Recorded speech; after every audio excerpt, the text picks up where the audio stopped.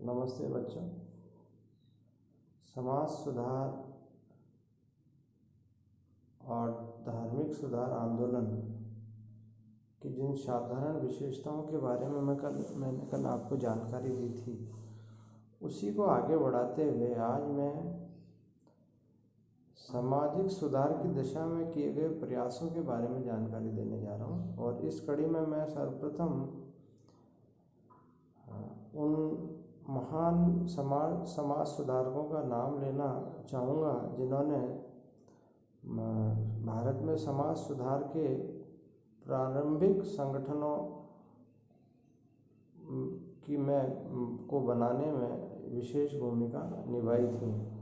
Jyotiba Phule, Gopal Hari Deshmukh, K T. Telang, B M. Malabari, D K. Karve, Shri Narayan Guru, E V. Ramaswamy Nayyar और B R. Ambedkar आदि वे प्रमुख समाज सुधारक लोग हैं जिन्होंने आधुनिक भारत के समाज सुधार में अभूतपूर्व योगदान ही नहीं दिया वरन सुयोग्य नेतृत्व भी प्रदान किया।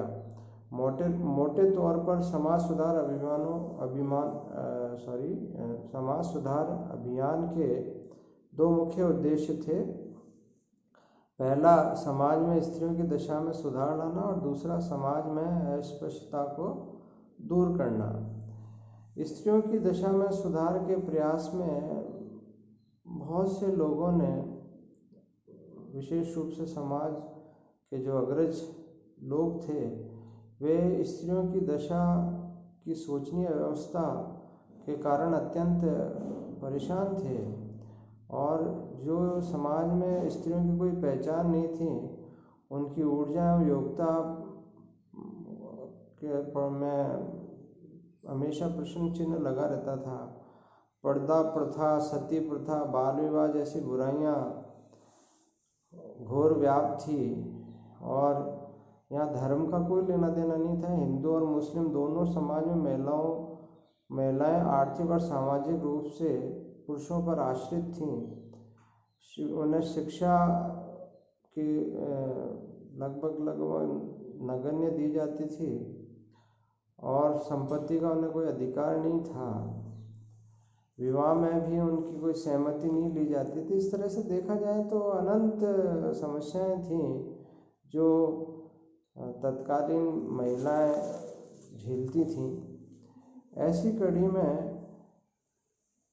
समाज सुधारक लोगों ने महिलाओं की दशा सुधारने के दृष्टिकोण से अनेक ऐसे कार्य किए जो बाद में अधिनियमों के माध्यम से महिलाओं की दशा सुधारने में बहुत ही कारगर सिद्ध हुए।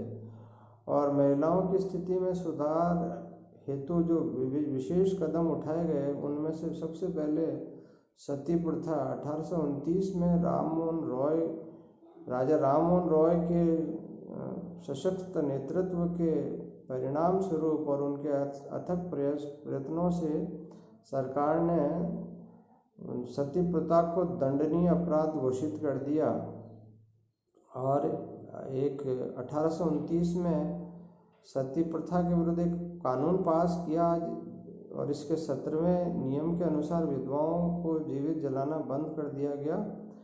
और सबसे पहले तो ये बंगाल में लागू हो गया और फिर 1830 में ये मुंबई और बम्बई प्रेसिडेंसी में भी लागू कर दिया गया।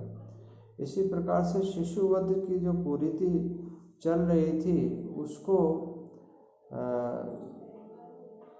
1795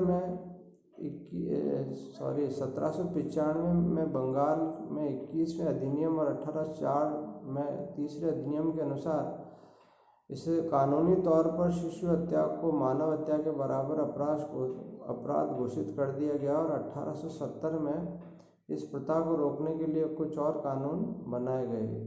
इसी प्रकार से विधवा पुनर्विवाह के इस कार्य में ईश्वर चंद्र विद्यासागर का जो नाम है वो अग्रणीय लिया जाता है। उनके अथक प्रयासों से 1856 में हिंदू विधवा पुनर्विवाह अधिनियम बना, जिसके अनुसार विधवा विवाह को वैध माना गया और ऐसे विवाह से उत्पन्न बच्चे वैध घोषित किए गए। इसी कड़ी में यदि हम देखें तो विष्णु शास्त्री पंडित ने 1850 में विधवा पुनर्विवाह एसोसिएशन की स्थापना भी की और 1852 में गुजरात में सत्य प्रकाश की स्थापना करके सोहनदास मूलजी ने विधवा पुनर्विवाह की दिशा में सराहनीय प्रयत्न किए। महिलाओं की दशा सुधारने के दृष्टिकोण से प्रोफेसर D.K. कर्वे और मद्रास में वेरिसिंगलिम पुतलू ने भी प्रयास किए और 1899 में इसी कड़ी में उन्होंने एक विधवा आश्रम स्थापित किया और 1906 में भारतीय महिला विश्वविद्यालय की स्थापना की। इस प्रकार से भारत का पहला विधवा पुनर्विवाह 7 दिसंबर 1856 को कलकत्ता में संपन्न हुआ। इसके साथ ही B.M. मालाबारी, नर्मदा जस्टिस गोविंद महादेव रानडे और एवं K. नटराजन ने भी विधवा पुनर्विवाह की दिशा में सराहनीय प्रयास किया। बाल विवाह नियंत्रण के दृष्टिकोण से 1872 में नेगेटिव मैरिज एक्ट पारित किया गया, जिसमें 14 वर्ष से कम आयु की कन्याओं के विवाह को वर्जित कर दिया गया। लेकिन ये ज़्यादा प्रभावी नहीं होने के कारण समाज सुधारक V.M. मालाबारी के प्रयत्नों से 1891 में सम्मति आयु अधिनियम पारित हुआ, जिसमें 12 वर्ष से कम आयु कन्या के विवाह को रोक लगा दी। हरविलास शारदा के अथक प्रयत्नों से 1930 में शारदा एक्ट पारित हुआ। इस एक्ट में 18 वर्ष से कम उम्र के लड़के और 14 वर्ष से कम उम्र की लड़की के विवाह को अवैध घोषित कर दिया गया। स्वतंत्रता प्राप्ति के पश्चात भारत सरकार ने 1978 में बाल विवाह निरोधक अधिनियम बनाया, जिसके अनुसार बालक की आयु 18 से बढ़ाकर 21 और बालिका की आयु 14 से 18 वर्ष की कर दी गई।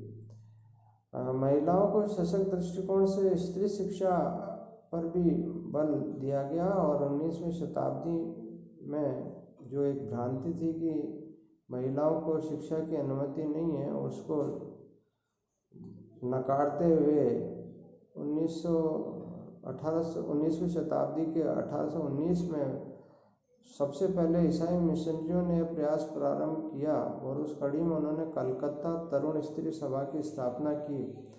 1849 में कलकत्ता एजुकेशन काउंसिल के अध्यक्ष J.E.D. बुधेन ने बुधेन स्कूल की स्थापना की, जिसमें स्त्री शिक्षा को प्रबल बल दिया गया।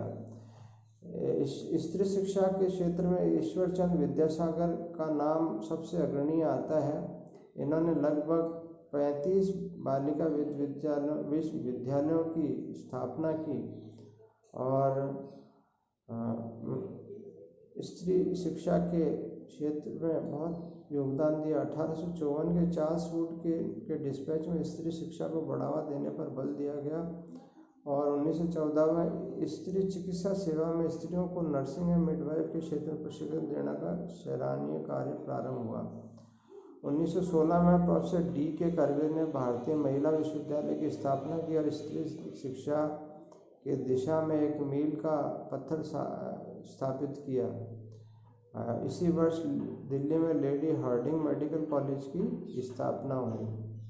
तो इस तरह से महिलाओं की शिक्षा को लेकर बड़ा लोगों में जागरूकता आई। इसी कड़ी में महिलाओं के संगठन भी बने। वर्ष 1910 में सरला देवी चौधरानी ने इलाहाबाद में भारतीय स्त्री महामंडल की पहली बैठक का संचालन किया और इसी कड़ी में उन्होंने महिलाओं की शिक्षा का संवर्धन, पर्दा प्रथा का उन्मूलन और समस्त भारत में महिलाओं की सामाजिक, आर्थिक और राजनीतिक स्थिति को बेहतर करने के लिए कदम उठाने का सफल प्रयास किया। रमाबाई रानाडे ने बम्बई में 1904 में नेशनल सोशल कॉन्फ्रेंस के अंतर्गत महिलाएं सोशल कॉन्फ्रेंस की नींव रखी। तो इस तरह से देखा जाए तो महिलाओं को सशक्त करने के दृष्टिकोण से समय समय पर अलग अलग संगठन बने। उसमें से मुख्य है 1925 में भारत में राष्ट्रीय महिला परिषद, 1927 में अखिल भारतीय महिला कॉन्फ्रेंस जैसे संगठनों का निर्माण किया गया, जिससे महिलाओं की शिक्षा, चिकित्सा और उनके उन्नयन के अनेक कार्य पारित किए गए। और कालांतर में देखा जाए तो फिर तो जैसे शारदा अधिनियम 1929, हिंदू महिला का संपत्ति अधिकार अधिनियम 1937, कारखाना अधिनियम 1947, हिंदू विवाह एवं विवाह विच्छेद अधिनियम 1954, विशेष विवाह अधिनियम 1954, हिंदू अल्पसंख्यक एवं संरक्षक अधिनियम 1956, हिंदू दत्तक एवं प्रबंध अधिनियम 1956, महिलाओं के अवैध एवं अनैतिक व्यापार का दमन अधिनियम 1958, मातृत्व लाभ अधिनियम 1961, दहेज निषेध अधिनियम 1961, समान पारिश्रमिक अधिनियम 1958, 1976 जैसे विभिन्न विधीय सुधार महिलाओं की दशा और को सुधारने में बेहतरीन कार्य हुए हैं। अब मैं कल आपको जाति आधारित शोषण के विरुद्ध संघर्ष के बारे में अपनी बात कहूँगा। धन्यवाद।